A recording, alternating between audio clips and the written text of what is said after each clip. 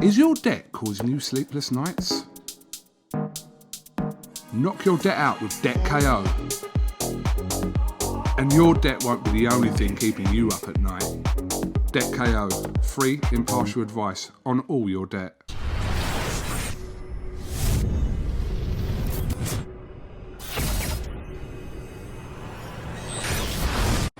Andrew McCART, IFL TV in association with MTK Global. The Irish Drago, Paul McCULLAGH. First of all, before we talk about the fight itself, why Irish Drago? Because you look like Drago?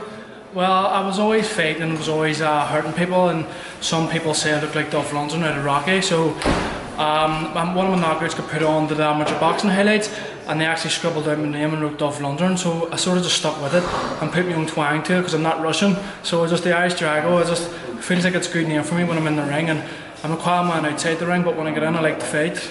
You said that to me before, I saw you in your change room, you said that to me, you're talking in the ring now. From the first round till the third round when you did stop him, it was like you were wanting that knockout so bad. Yeah. Were you chasing it too much, or were you just desperate? In fairness, before the fight I was working on going out and getting by my job, but when I was in there, like when I was getting my distance, like I was smothering my work a wee bit, and that's why I probably looked a bit sloppy. I actually wasn't looking for it, but in fairness, when I was getting in the third round, I started to warm up because I'm doing 7, 8, 9 rounds sparring on top of all my training, so I started to get going late. You must be happy with the knockout. Ben Thomas's last fight was against Willie Hutchison, who's making his name in the domestic scene as well.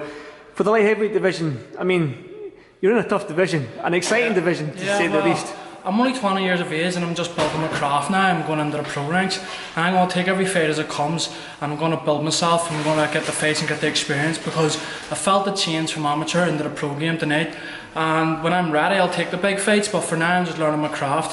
What was the biggest difference between the amateurs and the pros then for you? I can feel the difference with the gloves and the atmosphere and the way the boxing is. They're a lot more tougher. I was trying to get my body shots off, and when I was going for my head shots I felt like he tucked up well.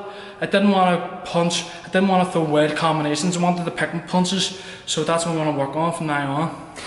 You've picked a unique time to turn pro during the pandemic and whatnot, so like you've gone from the amateur scene with no crowds and whatnot, and I suppose this is similar in that sense to the amateur scene where there's no crowds, it's just your coaches, you can hear their voices, they're not drowned out by the fans, so are you desperate to get in these big arenas as soon as possible? I'm not desperate, but I know like I can showcase my talent at these big arenas. Like I'll fight anywhere if there's a crowd or there's not a crowd. I just took it as another fight and no one was there.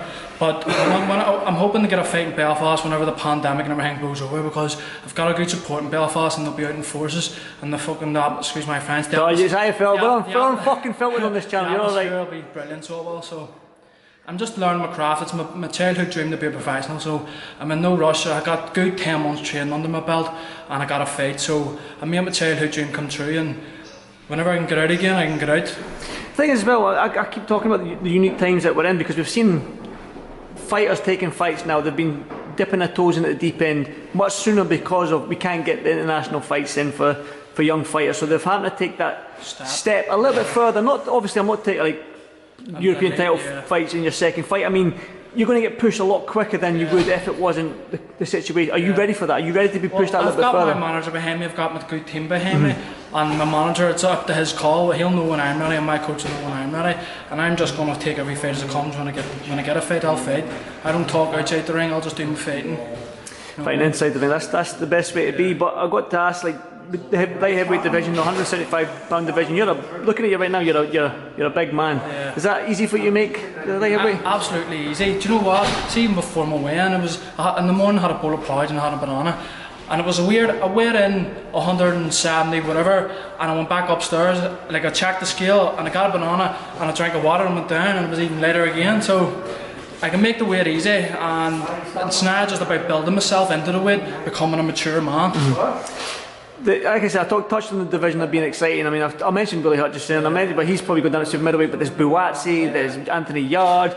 I mean, there's Callum Johnson. I mean, for you're you, looking to squeak. No, I'm just saying. I'm not. I'm asking how, like, when you look at these names in the division that you're in, because some divisions the pool of talent isn't quite that deep, but your division seems to be just stacked with talent. Yeah, well, like I said, once I was going to mention world level, but you're not there yet. Once I get training and I'm getting I'd say at the right time, I'll take the right fights, and eventually I'll probably grow into a cruiserweight or heavyweight. Like, I'm 20 years of age now, and I'm light heavy, so my world's my oyster. See, when I stay dedicated and I train, I do all my fighting, I believe I can get in with the best, and when that time comes, you'll know.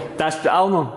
That's the Because I'm going to say, Paul, this is going to be the first of many fights. Because I go to Belfast all the time for the fights when they're things. So this is going to be the first of many You interviews. may take our land, but you'll never take our freedom. Right, here's my boy. Hey, Paul, there you go, man. Appreciate that, brother. Thank you. There we go.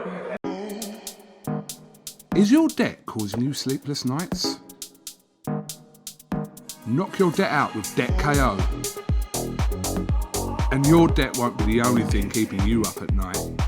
Debt KO, free impartial advice on all your debt.